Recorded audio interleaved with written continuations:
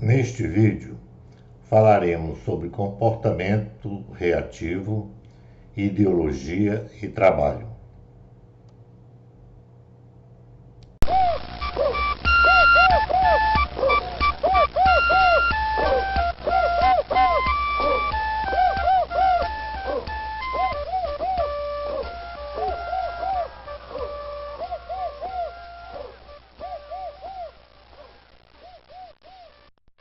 Thầm yếu bị mà hiểu tơ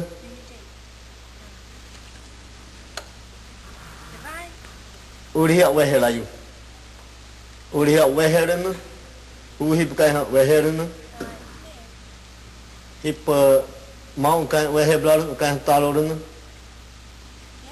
apa itu ha masda insyiranyui tekublu bihio maki sabir aitab kuaso ayalo tai wi thập sâu hay giao luôn hoặc untuk berdaya wakil lebelai wi omaman wakil untuk lebelai dah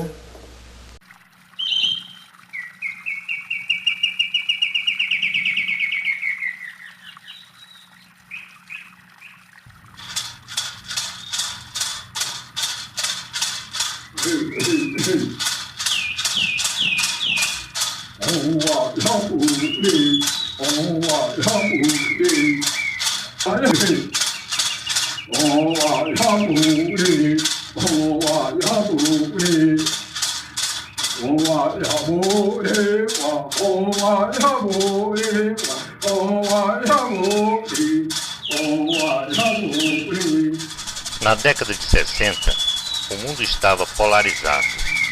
Era a época da Guerra Fria.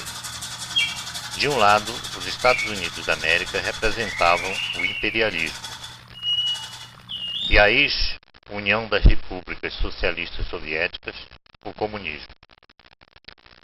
Estávamos na faixa entre os 16 e os 26 anos. Ficávamos curiosos para compreender o que havia por detrás das acusações mútuas entre os lados. Passamos um tempo lendo publicações no consulado dos Estados Unidos da nossa cidade. Íamos também a reuniões do Partido Comunista, onde nos ofereciam panfletos e livros falando sobre o comunismo. Não foi difícil descobrir que ambos os lados faziam intensa propaganda das suas ideias, mostrando apenas o lado positivo delas e acusando o outro lado. Brandindo as suas bandeiras e os seus slogans, ambos, democratas e comunistas, falavam do trabalho como sendo a base necessária para se construir uma nação forte e poderosa. Diziam os norte-americanos que muito trabalho em ambiente livre e democrático era o responsável pela construção da grande nação americana. Os marxistas falavam sobre o absurdo de uma sociedade de classes onde os mais fortes exploravam os mais fracos, onde a mais-valia, isto é, o lucro, servia como objeto dessa exploração. O capitalismo selvagem gerava a fome, a miséria e prostituía a dignidade dos cidadãos. A identificação ideológica tendia mais para o lado do discurso dos comunistas. Eles prometiam uma sociedade igualitária, onde não haveria classe dos ricos e dos pobres. Diziam que chegaria o dia em que o mundo seria socialista e que o povo só necessitaria trabalhar 4 horas diárias para manter a economia e o bem-estar das pessoas garantidos. Embora nossa simpatia estivesse mais voltada para os marxistas, na verdade não estávamos convencidos. Ricos e pobres de um lado e a ausência de liberdade de expressão de outro, realmente não dava para entender. Quando em 1971 começamos a visitar aldeias indígenas, ficamos espantados. Ali estava, sem discursos, livros e panfletos, uma sociedade sem classes sociais, sem divisão entre ricos e pobres.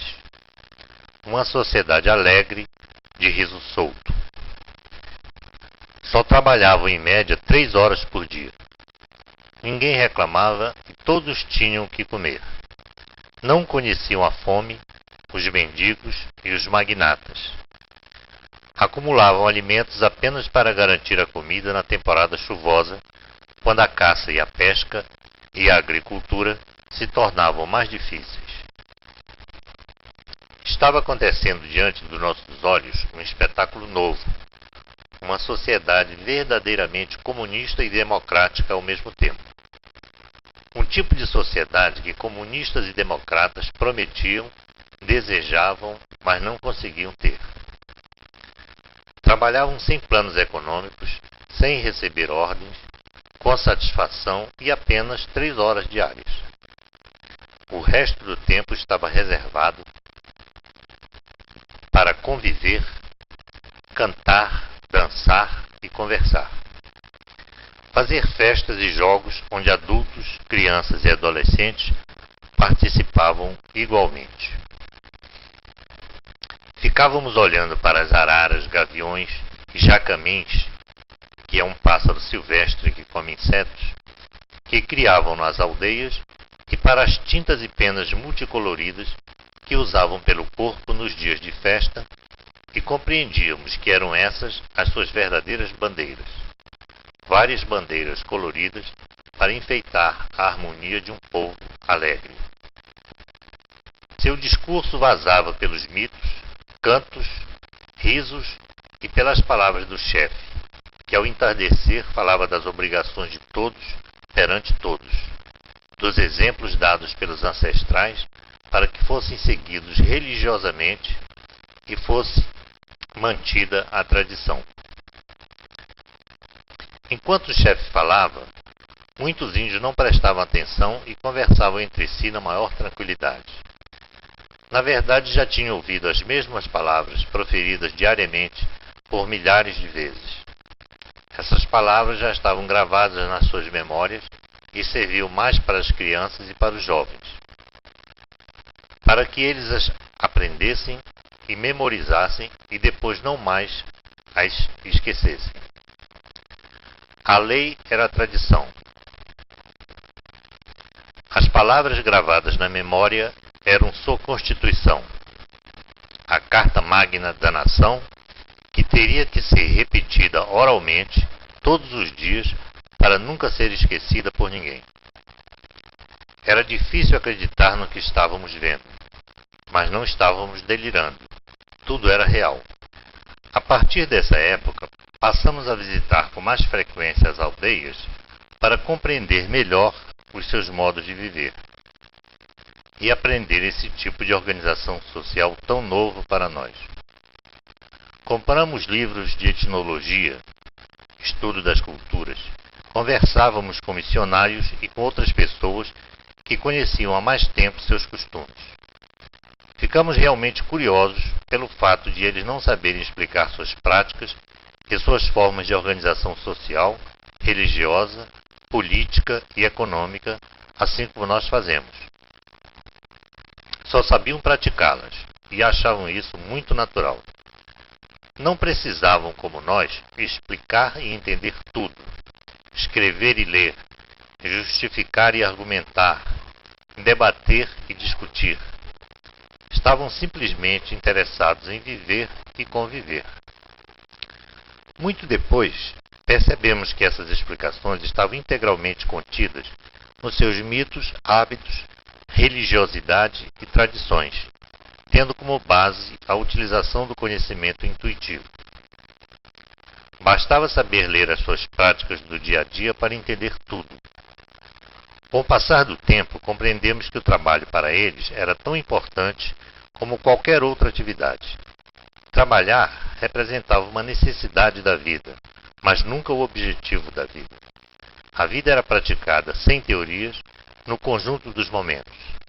Trabalhar era apenas um desses momentos, tão importante como conversar, cantar, dançar, comer e contar piadas e histórias. Muito diferente do que nós aprendemos, onde trabalhar, estudar, acumular dinheiro e consumir sempre foi o lema e o objetivo maior. Realmente ficamos muito confusos nessa época. Como mudar tudo o que havíamos aprendido? Será que estavam todos delirando? Ou o que víamos era real mesmo e existia? Foi muito difícil compreender tudo isso e com certeza resistimos muitas vezes em aceitar essas verdades. Sentimos inveja e admiração num só tempo. Quando soubemos que essa prática já vinha ocorrendo há muitos milhares de anos, ficamos mais incrédulos ainda. Não era possível. O trabalho, o lucro, o poder e a grandeza que nos haviam ensinado estavam completamente desmoralizados e arruinados diante dos nossos olhos. Fomos enganados por capitalistas e comunistas. Vivemos alienados durante muitos anos, acreditando nas mentiras e promessas do homem civilizado. Que vergonha! Ter que reaprender a verdadeira essência da vida através do exemplo de um grupo de selvagens? Adoráveis e sábios selvagens que silenciosamente, sem discursos e sem livros, nos ensinavam uma forma nova e revolucionária de sentir e pensar como um homem livre. E eles nunca se aproximaram de nós para nos convencer a respeito de ideologias políticas ou religiosas. Essa descoberta nos obrigou a repensar a civilização ocidental, a família ocidental e a nós mesmos. Agora possuíamos duas referências para refletir: a do homem primitivo e a do homem civilizado. O que era na verdade ser selvagem e primitivo e ser civilizado? Meras palavras? O que poderia haver de bom e de ruim nas duas condições? Como e por onde começar a repensar os conceitos de progresso e desenvolvimento? Prestando atenção na vida indígena e comparando com a nossa, começou a ficar cada vez mais fácil compreender sob que bases estão assentados os nossos comportamentos e as nossas instituições, o que sustenta as nossas crenças, valores e princípios. Albert Einstein tinha razão. A teoria da relatividade foi um avanço. Não existe o absoluto, o certo e o perfeito. Só comparando e relacionando é possível compreender e estabelecer as diferenças. Só assim podemos optar e escolher livremente. A neurose do trabalho excessivo e do lucro excessivo é sem dúvida um condicionamento civilizado, uma compulsão de sobreviver no caos materialista. Comunistas e capitalistas são materialistas, são farinha do mesmo saco. Pensam e explicam a vida, mas não sabem viver e conviver. Que mundo desenvolvido é esse que não consegue pôr ordem na própria casa e vive de fantasias e de discursos cheios de mentira e contradição? Atualmente, esses discursos ideológicos estão praticamente extintos, posto que o tempo não perdoa as ilusões e as mentiras. A fábula da formiga e da cigarra sempre foi uma mentira deslavada, uma história para idiotas. A formiga representando o operário padrão e a cigarra, o vagabundo cantor que perde seu tempo sem trabalhar. Uma mensagem disfarçada que induz para o trabalho excessivo e para a produção desenfreada, visando a acumulação de bens materiais. As crianças e jovens, ao perceberem a mensagem, tendem a se identificar com a formiga, o ser produtivo. Mas se identificam com a cigarra, o ser improdutivo, podem sentir-se marginalizados e ridicularizados, ou seja, só é bom quem trabalha muito como a formiga, diz a mensagem alienadora. É fácil desmascarar esse mito civilizado através dos livros de entomologia, que estudam os insetos, e de algumas visitas a hospitais e clínicas superlotadas de homens e mulheres estressados, estafados e neurotizados pelo trabalho excessivo. Na verdade, nem a formiga nem a cigarra trabalham muito ou ficam ociosos. Ambas trabalham o suficiente para viverem. Esses e outros animais não aprenderam a acumular bens materiais por ganância ou ambição. Nem índios nem insetos conhecem a aposentadoria, promessa enganadora de uma vida despreocupada, farta e feliz, inventada pela civilização branca. Outra hipocrisia reside no fato de se tomar como exemplo a vida das abelhas. Essa farsa tenta impingir a ideia de que as abelhas são operárias dedicadas, que trabalham muito, acumulam mel e são obedientes à sua rainha. Esse seria o modelo do sistema civilizado. Em outras palavras, enquanto a rainha fica ociosa e desfruta dos prazeres, as operárias trabalham como escravos, obedecem e nada reclamam. Esse seria o processo natural que todos deveriam assimilar. O Estado e a classe dominante sendo a rainha, controlando os trabalhadores, as operárias, através do comando ordem-obediência, organização da colmeia. Nessa concepção, a maioria das abelhas seria constituída por seres produtivos e obedientes que acumulam, e a rainha seria o ser parasitário e poderoso que desfruta desse trabalho. A mentira cai por terra duplamente porque esses insetos agem por instinto e não por raciocínio lógico. Ademais, quem cria as abelhas para delas roubar o mel é a rainha ou o homem apicultor. Quem tiver interesse em compreender melhor a vida das abelhas tirará suas próprias conclusões. Verá que elas não aprenderam os costumes dos civilizados.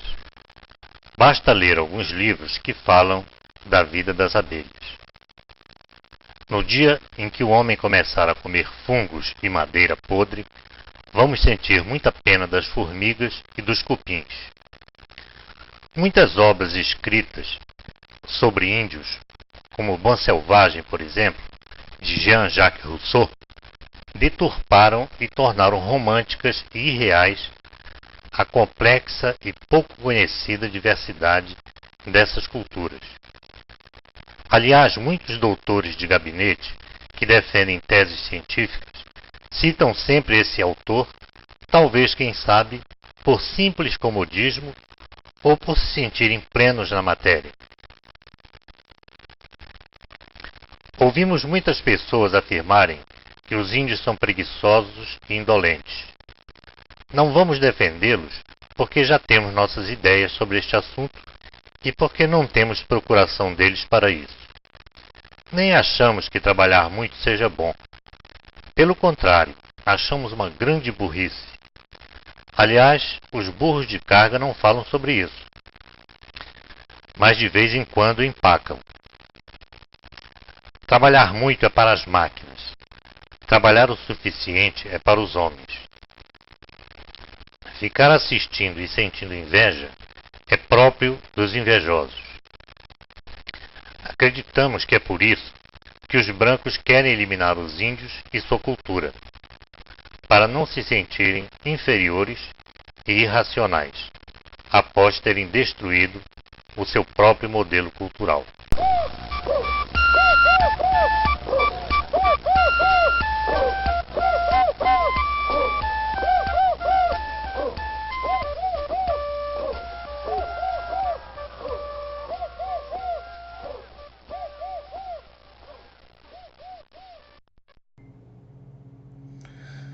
No próximo vídeo, falaremos sobre comportamento reativo e resistência.